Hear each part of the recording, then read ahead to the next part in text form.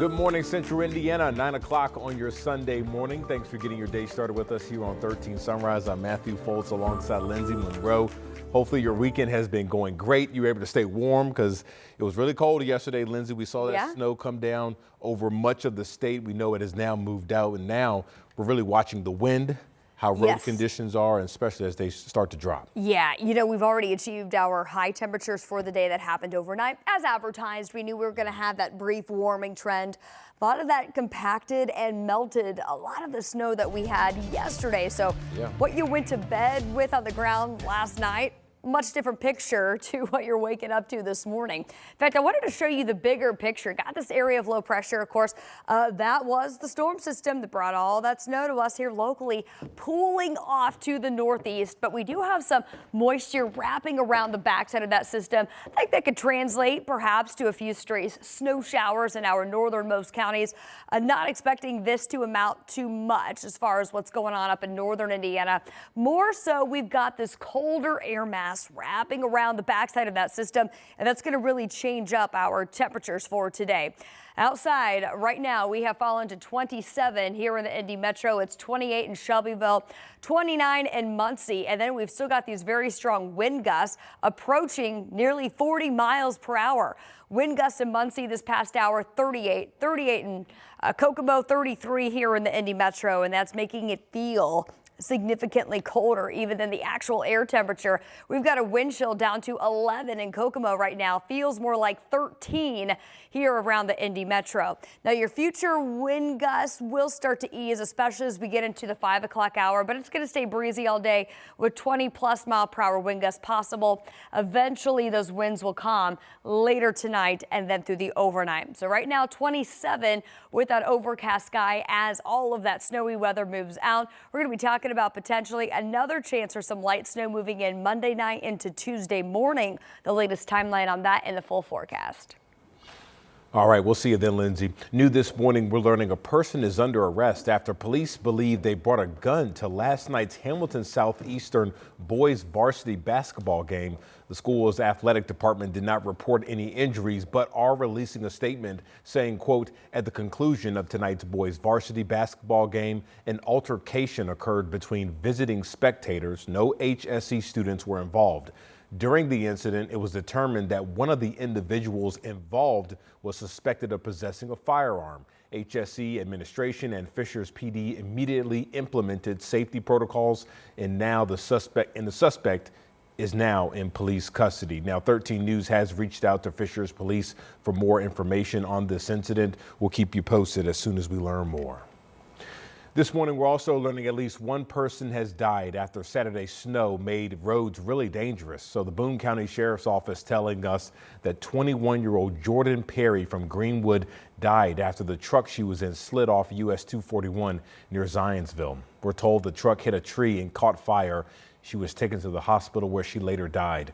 The Sheriff's Office is now investigating the crash. And snow also caused other crashes in Boone County along I-65, plus some power outages. And check out this scene from Vigo County as nearly 50 cars crashed in this pileup, causing delays for hours. No word yet on any major injuries from this crash.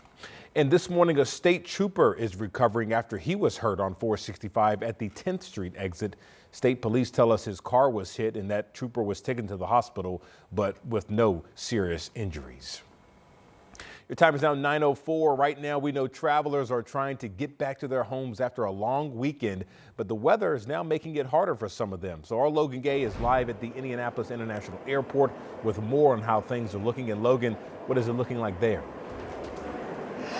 Hey, Matthew. Yes, I'm at the airport, and right now it seems to be business as usual. It's a quiet morning here at the Indianapolis International Airport. I'm up here by Southwest Airlines in Alaska, and as you can see, some travelers are starting to trickle in. But yes, you mentioned some frustration from travelers as they were dealing with this winter storm here.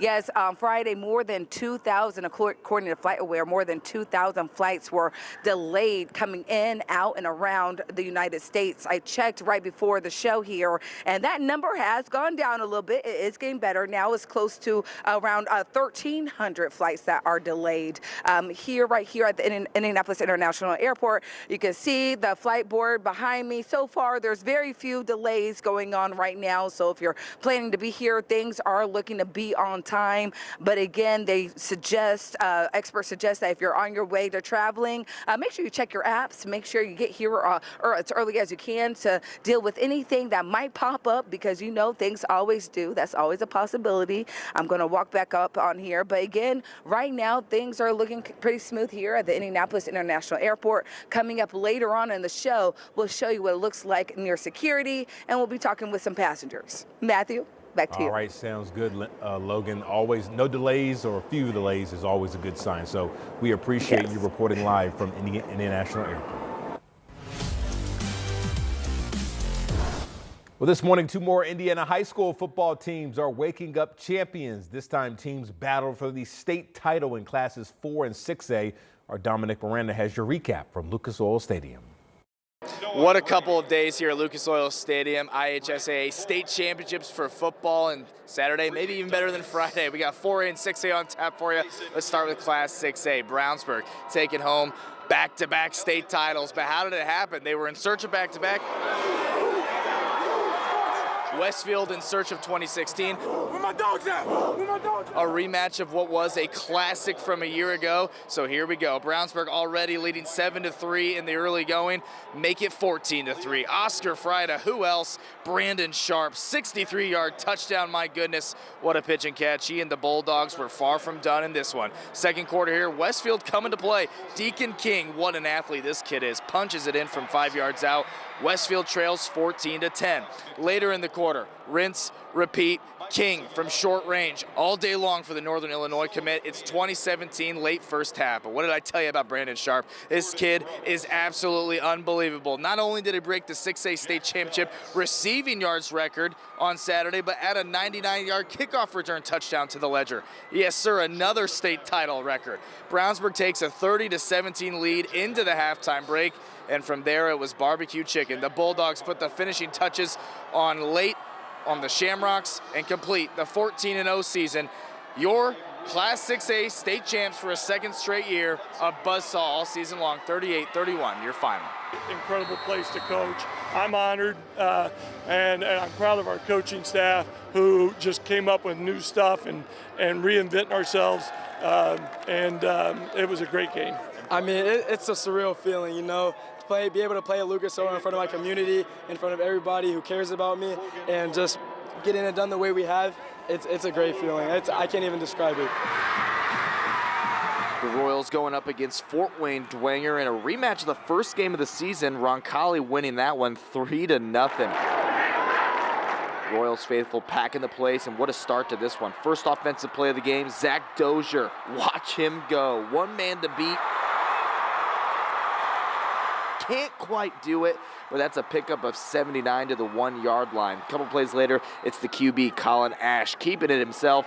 And just 49 seconds into this game, it's 7-0 Roncalli. Let's take it to the second quarter now. Roncalli trailing 10-7, no longer. Ash hitting Luke Rader over the middle, and he is gone. That is 79 yards to the crib. No one catching him. It's 14-10, Roncalli back out in front. This game was back and forth all night long. Let's get you to an action-packed fourth quarter. We're all tied up at 29 apiece. Dwenger lining up for what looks to be a long field goal attempt until it's not. Lucas Wynn scrambling to his left. Looks like he's going to tuck it. Throws it at the last second to A.J. Shefferly. He takes it 37 yards for the touchdown. Dwenger, what a play call. 36-29, they lead with 9 to play in the game. Roncalli would have a chance to tie it up as time expired down the stretch. 1 second remaining, 4th and goal. Colin Ash over the middle, tipped, intercepted, and Dwenger wins their first state championship since 2018. Heartbreak for the Royals, 36-29, your final in this one. What a game and what a season for Roncalli. Proud of our guys. They work so hard. That senior group, You know, they're special. They were great leaders all season. You know, they continued to battle. They continued to, you know, attack adversity.